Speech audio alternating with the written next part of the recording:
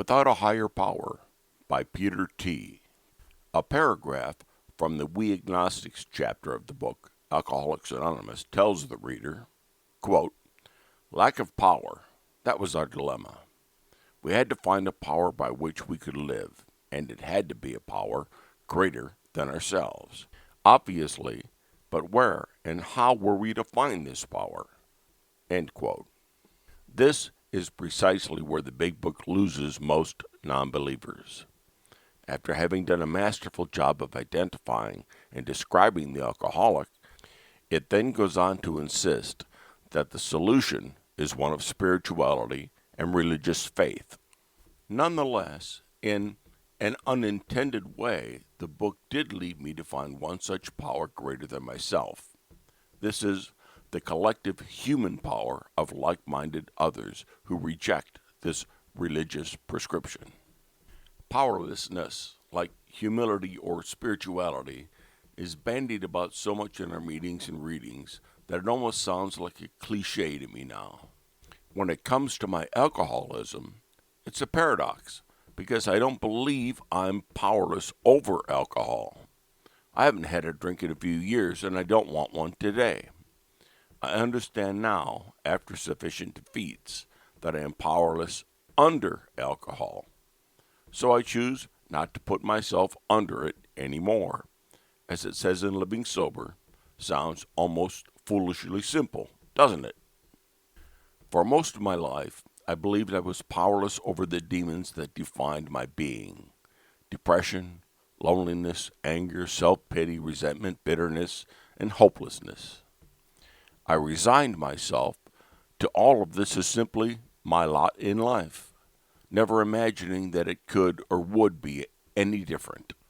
I felt my only shot at any form of happiness would be to make enough money to at least have nice things and possibly attract a mate on the basis of superficial traits. How else would I, with a terrible self-image and profound negativity? Through a few false starts as a college student, and basically at trying to be a human being, I found my good friend marijuana, and spent a few years getting to know it well. It wasn't terribly expensive and seemed to agree with me better than booze. There were no hangovers, bed spins, blackouts, or regrets, just a fair amount of comfort. The actual price became an inability to do anything with myself or my life, which I was willing to pay for a while until I realized I couldn't use it casually. After a couple of panic attacks that happened on attempts to use it only occasionally, I simply stopped smoking pot. There was no program or drama. I just didn't do it anymore. Unfortunately, I was not to part ways with alcohol in the same manner, once it owned me later in life. I focused on the goal of making money, so I finished college with a degree in computer science.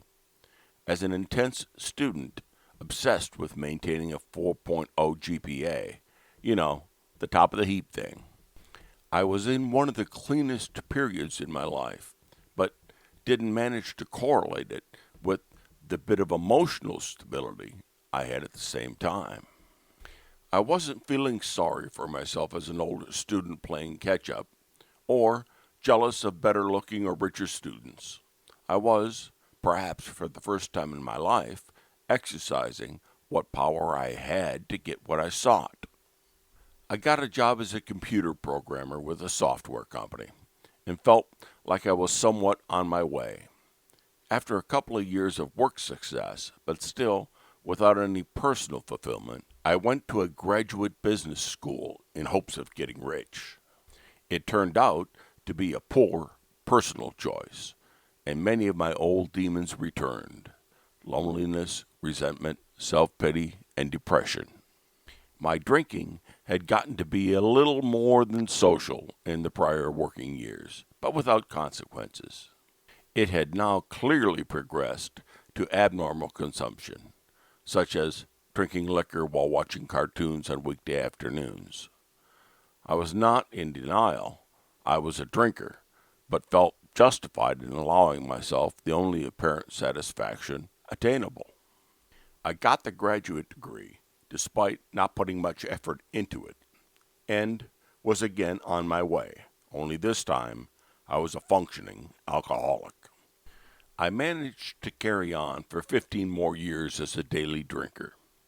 My work path took me back to computer programming, and I derided myself for squandering the grad school opportunity. I was able to work with intensity, perhaps fueled by bitterness and resentments, that led to some surprising successes.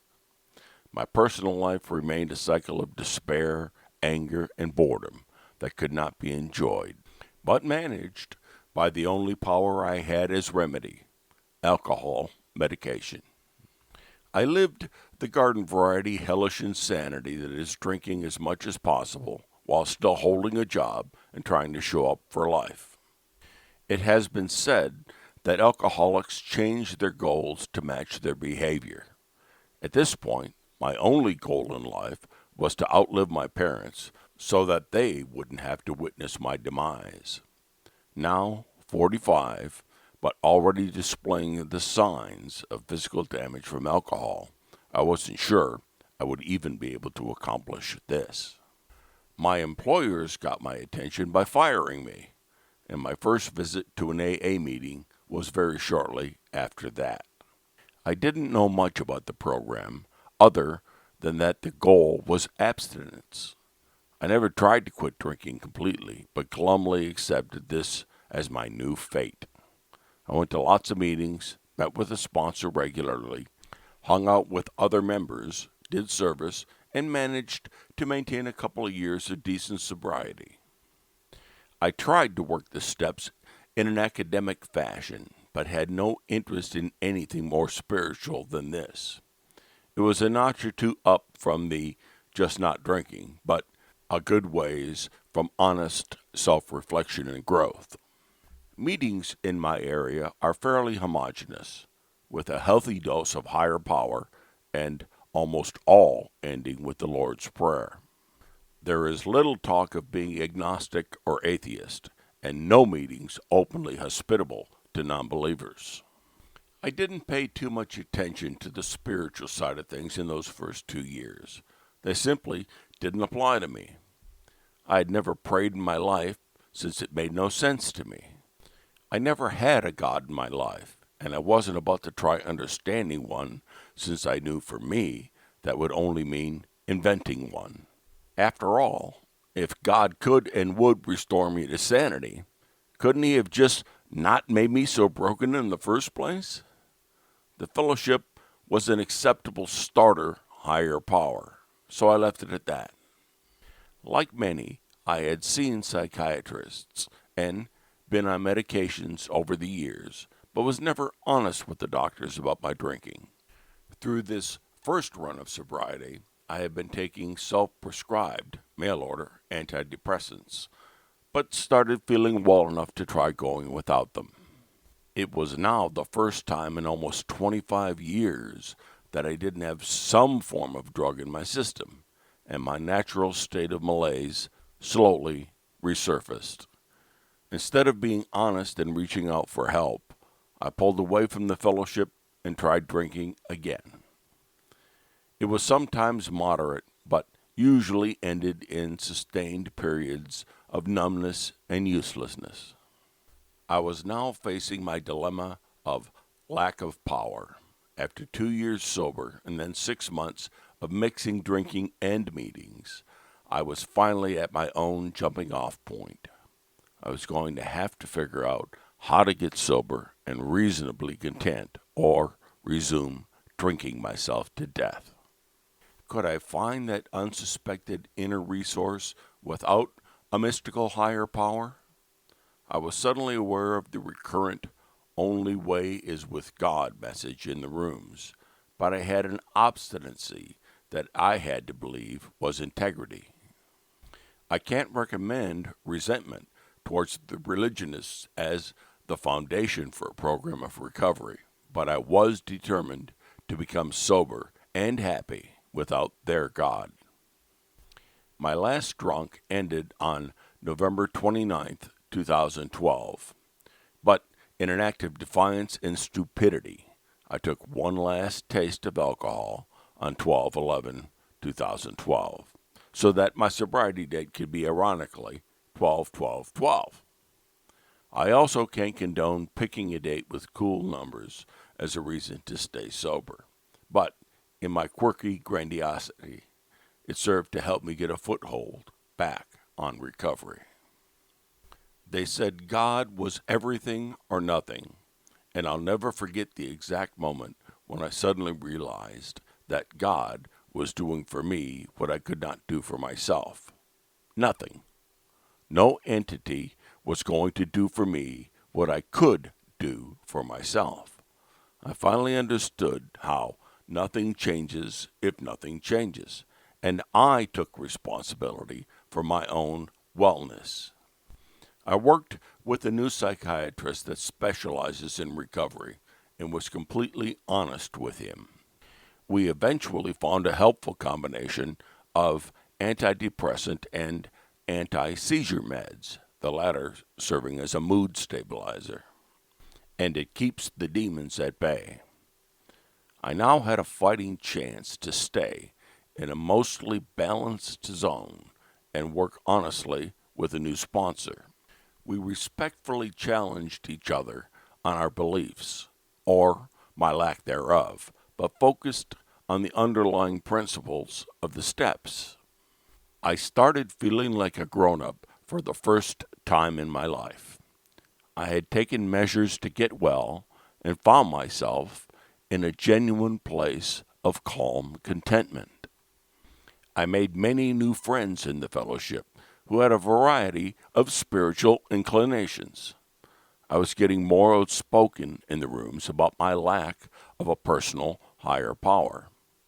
I was occasionally indignant about it, as I felt I needed to show them I didn't need their God.